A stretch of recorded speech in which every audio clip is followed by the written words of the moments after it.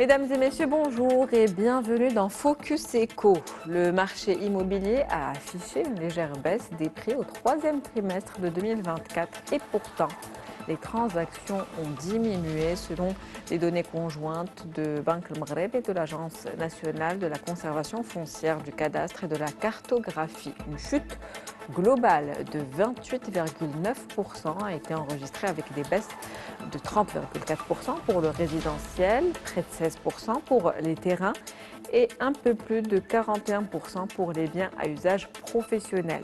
Marché de l'immobilier, quel état des lieux en ce début de 2025? On en parle dans ce Focus Eco avec vous. Monsieur Youssef Garraoui, vous êtes économiste, vous êtes également président du Centre marocain pour la gouvernance et le management. C'est un plaisir de vous avoir avec nous. Merci madame pour votre invitation. Alors, cette baisse des prix donc, ne signifie pas forcément hausse des transactions. C'est le constat en tout cas établi aujourd'hui en cette fin d'année 2024. Qu'est-ce qui explique ces chiffres que je viens d'énoncer? Donc une chute globale de 28,9% des transactions dans le marché de l'immobilier. Tout à fait. Donc quand on voit déjà l'indice relatif aux actifs immobiliers, donc en glissement annuel, c'est-à-dire à fin septembre 2024, en comparaison avec la même période de l'année précédente, on est à peu près sur moins 0,4%. Quand on creuse un petit peu, quand on rentre dans le détail, sur la catégorie des biens destinés à usage professionnel, la baisse elle est à peu près de moins 0,9%, à peu près moins 1%. Pour tout ce qui est usage professionnel. Déjà, si on prend ce chiffre-là et on voit le climat des affaires, on voit le fonctionnement des entreprises marocaines, on constate déjà un taux de défaillance qui est très élevé, donc de 2023 à 2024, plus 13%. Les entreprises sont en difficulté financière, un carnet de commandes qui n'est pas assez facile à avoir. Tout ça explique parce que les biens à usage professionnel, ça reflète l'activité des entreprises de services, les entreprises qui opèrent dans l'IT, dans l'offshore, etc. Et c'est des entreprises qui font de l'expansion. À chaque fois, l'entreprise, elle se développe, bien évidemment. Elle est sur des acquisitions, une mobilisation. Elle investit dans des biens à usage professionnel. Donc, le recul de l'activité des entreprises, la défaillance des entreprises, donc ça explique à ce qu'on ait un indice qui a reculé dans tout ce qui est usage professionnel. Et dans le même temps, Oui. je le disais en préambule, le marché de l'immobilier a connu une légère baisse. Donc, effectivement. On ne comprend pas ce frein à l'achat aujourd'hui. Tout à fait. Malgré qu'il y a une stagnation ou un léger recul des prix, les entreprises n'arrivent pas à investir dans le cycle d'investissement, c'est-à-dire à acquérir des plateaux bureaux ou des biens immobiliers à usage professionnel. C'est ce qui explique le recul de ce chiffre. Et quand on voit aussi tout ce qui est bien immobilier à usage résidentiel, effectivement, on constate une baisse de moins 0,5% en glissement annuel. Ceci s'explique par le fait qu'on a aujourd'hui des ménages qui sont réticents, certes en difficulté, parce qu'on a vécu une vague d'inflation très importante les 3 précédentes années.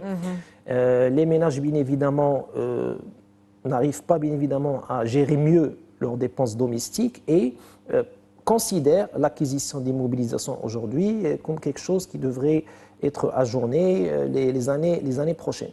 Pourquoi je dis ça? Parce qu'effectivement, quand on voit la dernière mesure menée par le ministère des Finances ou la Trésorerie générale du Royaume, les gens préféraient, ceux qui arrivaient à faire de l'épargne, à épargner de l'argent à la maison au lieu de les déposer en banque. Et effectivement, je suis certain, si on observe au Maroc le taux d'évolution des ventes de coffres-forts, je serais quasiment certain qu'on serait sur une croissance à 2 chiffres. Je parle bien évidemment des populations qui ont la possibilité d'épargner, la classe moyenne supérieure, la classe aisée, etc. Donc, ça explique à ce qu'il y a un recul dans les biens résidentiels. Les gens préfèrent épargner ou placer de l'argent chez eux au lieu de les investir dans le secteur immobilier. Encore plus, si on voit les populations... Et au lieu de les mettre également dans les banques. Tout à fait, exactement. Et quand on voit... Ce qui pourrait permettre aux banques de réduire les taux d'intérêt peut-être et stimuler un petit peu l'investissement, l'achat. Tout à fait, parce que c'est lié aussi aux besoins de liquidité, la déclaration qui a été faite par le Walid Banque El Maghreb, qu'on a une problématique de liquidité. Donc, dans ce climat un petit peu de méfiance, les gens sont en méfiance par rapport à toute la scène politique, ils préfèrent bien évidemment épargner de l'argent à la maison au lieu de les investir dans les biens immobiliers et les mettre en banque. Alors, parallèlement, on a la classe moyenne, la classe au-dessus de la moyenne, etc. Les gens aussi qui cherchent à acquérir des biens, donc tout ce qui est biens sociaux, etc. Aujourd'hui, ils ont préféré retarder ou ajourner l'acquisition des biens ou carrément, vu le renchérissement des prix, vu le niveau de vie qui est très élevé, n'ont pas les moyens pour acquérir un bien social. Quand vous dites, Paradoxalement, oui.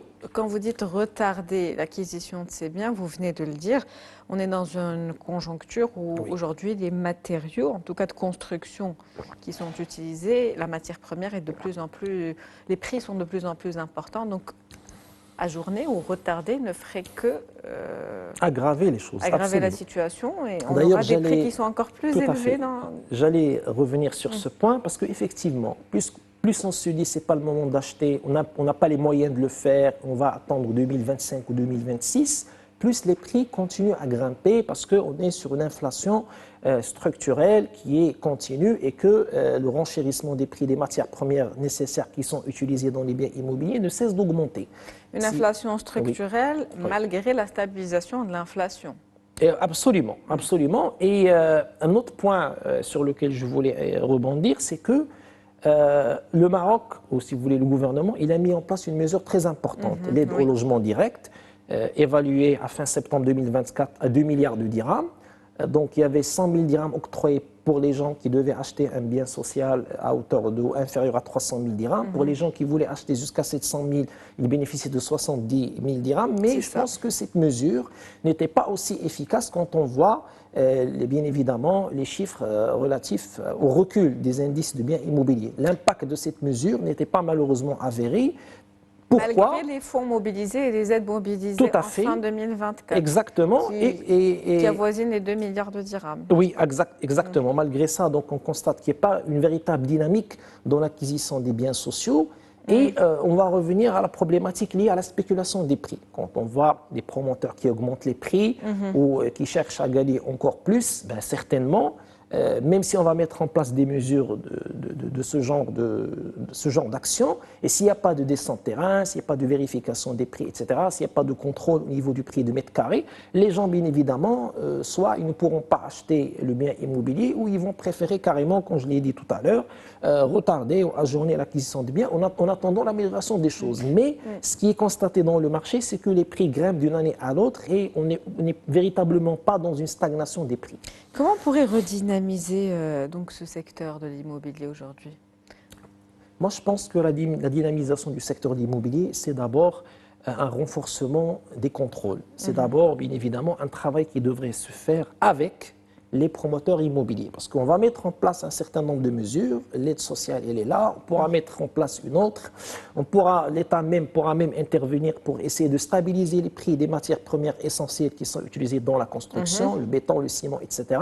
Mais le plus important, c'est un travail qui devrait être fait avec les promoteurs immobiliers, notamment la problématique qui est liée à l'accès au foncier. Parce que plus le foncier il est plus cher, plus le promoteur immobilier, quand il va faire ce business plan, bien évidemment, le coût de revient de l'appartement ou du logement sera plus important, plus conséquent. Donc, la rareté du terrain qui La rareté du terrain, c'est aussi une cause qui mène au renchérissement des prix. Il y a l'ouverture des agglomérations, il y a les endroits au pourtour des régions et des provinces, c'est des zones qu'il va falloir valoriser avec des infrastructures routières essentielles et puis permettre aux promoteurs immobiliers d'y accéder avec des prix qui sont raisonnables, mais à condition de vérifier le coût de revient et le prix de vente final au consommateur final. Parce que si on va acquérir un terrain ou un lot de terrain avec un prix qui est très raisonnable et que le prix de vente final sera des prix avec un mètre carré qui est exorbitant, on va rester sur la même problématique. Un citoyen qui est réticent, qui n'a pas les moyens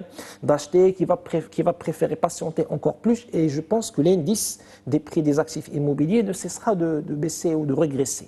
Et un secteur qui continue donc à ralentir. J'aimerais qu'on parle maintenant des projets immobiliers qui sont destinés au MRE. Comment influence-t-il le marché de l'immobilier de manière générale? Est-ce qu'il l'impacte positivement, négativement au niveau des prix? Est-ce que ça fait que les prix sont plus hauts quand ils sont Alors moi, ce que j'avais constaté, effectivement, que les MRE, ils ont je ne sais pas si je dois dire heureusement ou malheureusement, mais contribué au renchérissement des prix du mètre carré. Moi, je connais des régions bien définies où le mètre carré, il était, si vous voulez, à la portée du citoyen, mais vu que les émereux sont tellement intéressés à acheter et qu'il y a vraiment une demande très élevée par rapport à l'offre qui est donnée par les promoteurs, cela a permis aux promoteurs de prendre une position de force. Et puis, pour les citoyens, ils voyaient bien évidemment le MRE qui était en train d'acheter 2 à 3 logements et que lui, il n'était même pas capable d'acquérir un seul logement. Donc, encore une fois, il y a le contrôle et la lutte contre la spéculation, elle est très importante. Il faut qu'il y ait un équilibre. Les MRE doivent continuer à investir. Est-ce que les MRE peuvent être, vous le dites, continuer à investir et devenir donc des leviers de relance du secteur? Contribuer à cette relance, en tout cas, ou cette nouvelle dynamique. Oui, mais il faut qu'on fasse très attention parce que si on va compter que sur les MRE, on ne va pas permettre aux citoyens marocains d'acquérir le logement. C'est pour cela que j'ai parlé d'équilibre. Donc, selon moi, on ne peut pas compter que sur les MRE pour redynamiser le marché de l'immobilier, bien évidemment, et faire améliorer les indices des prix liés aux actifs immobiliers. Donc, il faut qu'il y ait une intervention de l'État de telle sorte à redynamiser le secteur et permettre aux citoyens marocains de la classe moyenne, sous-moyenne et même lésés de s'acquérir un bien immobilier. C'est beaucoup plus important et bien évidemment, nous, en tant que Marocains, on est très fiers des investissements et des placements des MRE dans le secteur de l'immobilier. Ils ne cessent d'acquérir des appartements, des lots de villas, des maisons, etc. Mais en parallèle, on veut un citoyen qui se sent plus en sécurité dans son pays et qui est capable, bien évidemment, d'acquérir un logement. Donc cet équilibre est très important et je pense que le rôle de l'État en tant que régulateur, en tant qu'interventionniste, il faut qu'il soit là. Merci à vous. En tout cas, c'est sur ce dernier message que se termine cet entretien avec vous, Monsieur Yousef Garaoui. Je rappelle que vous êtes économiste et président du Centre marocain pour la gouvernance et le management. C'était un plaisir de vous avoir avec nous. Merci pour l'invitation. C'est la fin de Focus Eco pour aujourd'hui. On se retrouve demain avec un nouvel invité, nouveau sujet. Très bonne année.